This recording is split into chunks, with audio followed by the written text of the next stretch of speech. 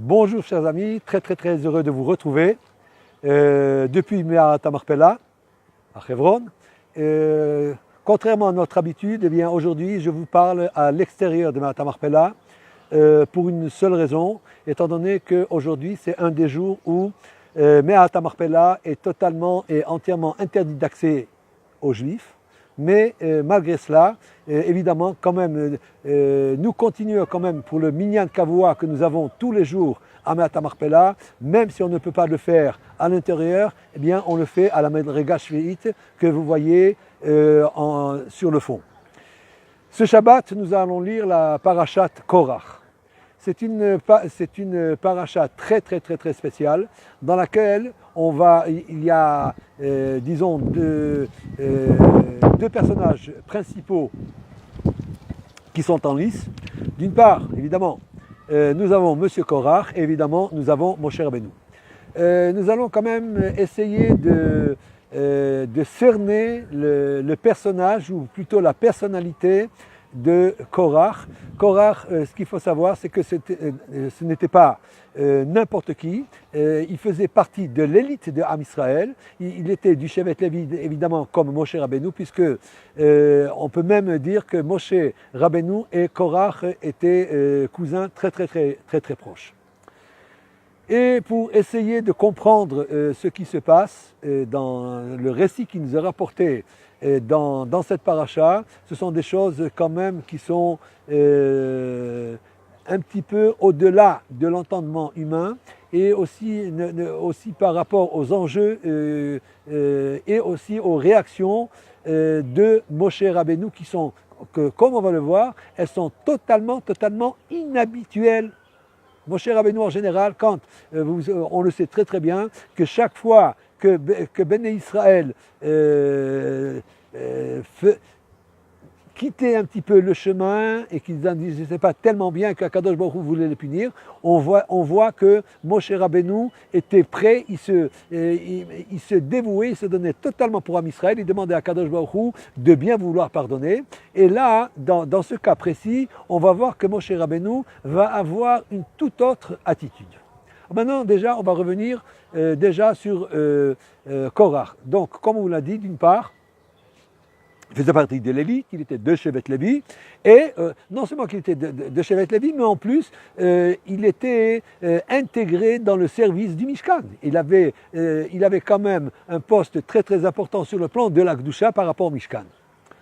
Et on ne comprend pas le récit concernant Korach, d'autant plus que nos sages nous disent que même sur le plan de la Kedusha, Korach n'était pas n'importe qui. On nous dit que Korach, il avait Ruach HaKodesh, c'est-à-dire qu'il avait l'inspiration divine. Alors si un homme qui a l'inspiration divine, comment se fait-il qu'il puisse chuter à ce point?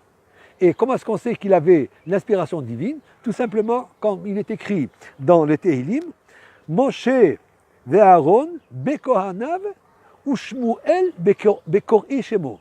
Autrement dit, en traduisant, le sens de ce verset nous dit que va sortir de Korach une personne qui va avoir la force de Moshe et de Aaron confondus. Et il s'agit évidemment de Shmuel. Et si on veut comprendre une partie de la manière d'agir de Korach, c'est qu'il se dit que de toute façon, quoi que je fasse, je bénéficie de l'impunité, étant donné que de moi va sortir quelqu'un qui va être l'équivalent de Moshe et de Aaron. Donc si moi je disparais, il ne pourra pas avoir cette personne. Et là, comme il est arrivé quelquefois dans l'histoire de Am Israël, des personnes qui aussi avaient un poste et un niveau très important, qui avaient même le Ruach HaKodesh, mais qui ont fait une erreur de lecture dans la prophétie, comme on va le voir. Une chose aussi qui va vous surprendre, eh bien, figurez-vous que le premier démocrate de l'histoire, ben oui, il paraît dans la Torah, non seulement qu'il paraît dans la Torah, mais en plus, eh bien, il fait son apparition dans cette paracha qui porte son nom, effectivement. Korach, on peut le définir comme étant le premier démocrate de l'humanité, Parce que, en fait, quel est l'argument qu'il a développé? Il a dit tout simplement, Lama titnas'u al ke'al Hashem, qui kol haeda kulam kedoshim. Il vient vers Moshe et Aaron, il dit, pourquoi est-ce que vous élevez au-dessus de l'assemblée de Dieu, alors que toute l'assemblée est sainte? Donc, c'est-à-dire qu'on a tous le même niveau de sainteté, et donc il n'y a aucune raison pour que vous éleviez au-dessus des autres, et c'est ce qui correspond un petit peu à la démocratie, et comme on voit où est-ce que la démocratie peut mener, on va le voir dans la suite de l'histoire. Maintenant, pour mieux comprendre ce récit, eh bien, chers amis, vous savez que tout d'abord, Akadosh Baruch Hu chérit énormément les femmes d'Israël, les Bnot Israël, il chérit ses enfants, d'une part, et d'autre part, là c'est un des exemples les plus flagrants de ce que peut faire une femme à son mari. C'est-à-dire qu'on peut éventuellement trouver des cas où le mari est à un niveau extraordinaire de Gdusha, et que malheureusement pour lui, il était marié avec cette femme, et la femme si elle n'a pas les midotes qu'il faut, elle peut mener son mari directement au Gehinam, et même que la terre ouvre sa bouche pour avaler toute sa famille et tous ses biens. Et là, les Midrashim nous rapportent en fait ce qui s'est passé. C'est que il y avait 250, avec Korach, il y avait 250 conjurés. Madame Korach, c'est elle qui avait poussé son mari à faire cette guerre contre Hachem, parce qu'en fait, il s'agissait, Moshe Rabbeinu a deviné qu'en fait, que cette guerre n'était pas que contre Moshe Rabbeinu, mais elle était surtout contre Hachem. Et parmi les conjurés, a été nommée une personne qui s'appelle Ant Ben Pelet, et qui lui aussi faisait partie des conjurés. Il a été cité au début du récit. Or, ce qui se passe, quand la terre a ouvert sa bouche pour avaler Korach et les conjurés, le nom de cette personne ne paraît plus. Pourquoi? Alors nos sages nous disent, voilà, au début, On Ben Pelet faisait partie de la conjuration, et Madame On Ben Pelet, elle a parlé logiquement à son mari comme qu'on fait toute Eshetraïl avec son mari. Elle lui dit, écoute, vous êtes combien? Il lui dit, on est 250. Il lui dit, maintenant, de toute façon, dans le cas où Korach a raison, combien est-ce qu'il va avoir de personnes qui vont remplacer Moshe? Il lui dit, une. Et les 250, ah mais rien. Alors, elle lui dit, de toute façon, si c'est Korach qui gagne, tu n'auras rien. Et si c'est Moshe qui gagne, tu seras puni. Alors il lui dit, mais je suis obligé d'y aller. Pourquoi? Étant donné que j'ai prêté serment. Donc je suis obligé d'y aller. Elle lui dit, écoute, moi, ce que je vais faire en sorte que, d'une part, tu ne vas pas être parjure, mais je vais te sauver. Et qu'est-ce qu'on voit? On voit que le jour où les conjurés ont été convoqués donc par Moshe Rabbeinu, ils devaient se présenter au Mishkan. Quand les conjurés sont venus chercher M. On Ben Pelet, la femme de On Ben Pelet, elle a dit, écoute, toi, tu vas rester dans la tente, moi, je m'occupe du reste, tu n'auras rien à faire, tu ne seras ni parjure, ni rien, ni traître. Et qu'est-ce qu'elle a fait, cette dame, Madame On Ben Pelet? Tout simplement, elle est sortie, elle s'est mise à l'entrée de sa tente, et nous disent nos sages que elle s'est découverte la tête et elle a commencé à se brosser les cheveux. Là, une parenthèse. La parenthèse concerne quoi? L'importance du kisui rosh, c'est-à-dire l'importance du fait que la femme juive, une fois qu'elle est mariée, se couvre la tête. D'où est-ce qu'on apprend l'importance capitale que la femme juive se couvre la tête? Eh bien, figurez-vous que quand Korach, même au niveau de déchéance totale dans lequel il est arrivé, et tous les conjurés avec lui, quand ils ont vu la femme de On Ben Pelet, la tête découverte, les cheveux découverts, ils se sont vite retournés, ils se sont sauvés. C'est-à-dire que même une personne au niveau d'échéance de Korach, n'est-ce pas, n'osait pas et ne pouvait pas voir une femme la tête découverte. Ça, c'est une chose. Là, dans ce récit-là aussi, nous assistons au fait de ce que nous ont dit Chachamim. Nos sages nous ont dit que Hakin'a, Hata'ava, Ve'akavod, Motzi'im et Adam min ha'olam. Autrement dit, la jalousie, la convoitise, l'envie et le kavod, l'amour des honneurs, c'est ce qui enlève, qui arrache l'homme de ce monde. Et comme on a vu avec Korach, qui lui, sur l'instigation de sa femme, poursuivait les honneurs et le kavod, et au fait de la jalousie de la position et de la fonction que remplissait Moshe, et c'est cela qui a enlevé Korach ve'adato de son monde.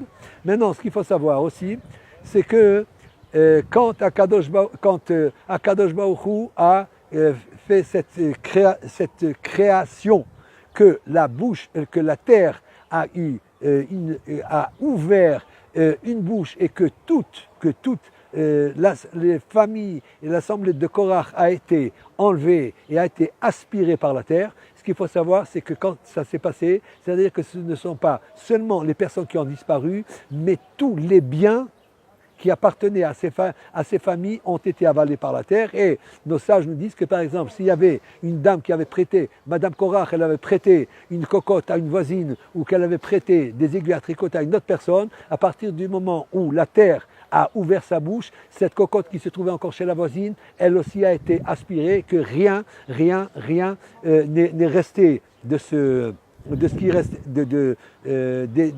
qui appartenait à Korach. Par contre, il y a une chose qu'on apprend quand même, c'est que, comme on verra plus tard, comment résoudre le problème comment expliquer l'erreur de vision dont nous avions parlé au début concernant Korach, qui disait qu'une personne qui va être l'équivalent de Moshe et d'Aaron va sortir de lui.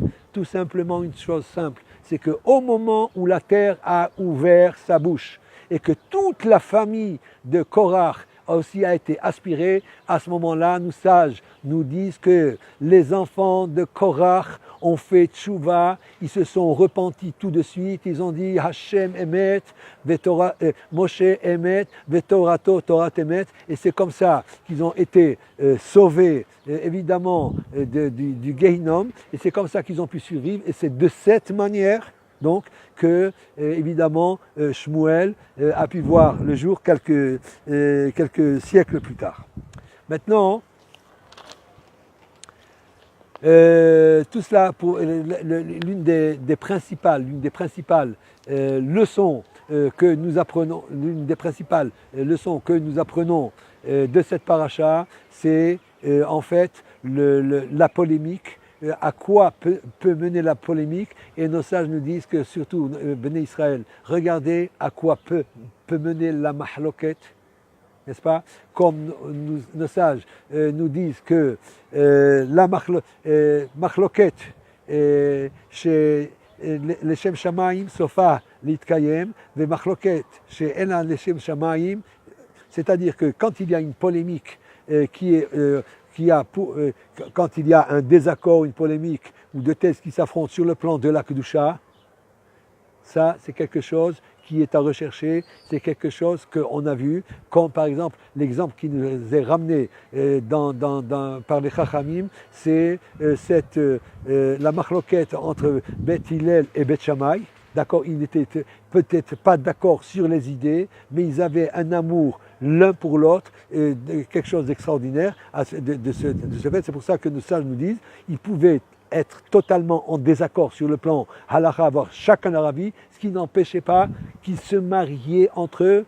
Ça c'est une chose. Et évidemment, nos sages nous apportent comme polémique destructrice la marloquette de Korach, Et donc on espère et on prie à Kadosh Baruch Hu qu'il fasse que nous nous aimions les uns et les autres, tous les juifs entre nous, et avec cet amour mutuel, cette compréhension mutuelle que nous avons entre nous, Bezrat Hashem, Akadosh Baruch Hu, il va dire Dai Lotzorotenu, très bientôt il va nous envoyer le Mashiach, on va se retrouver dans toutes les frontières d'Eretz Israël avec le Beth Amikdash, évidemment avec les Kohanim, les Leviim, et dans cette attente, eh bien écoutez, cette semaine n'oubliez surtout pas le mercredi et le jeudi, c'est Rosh Chodesh Tammuz. Donc déjà, nous vous souhaitons Chodesh Tov U'Mvorach et en espérant vous voir très bientôt chez papa et chez maman, toutes les brachot et que toute votre filote soit acceptée pour le bien. Hachem Evotrem et merci.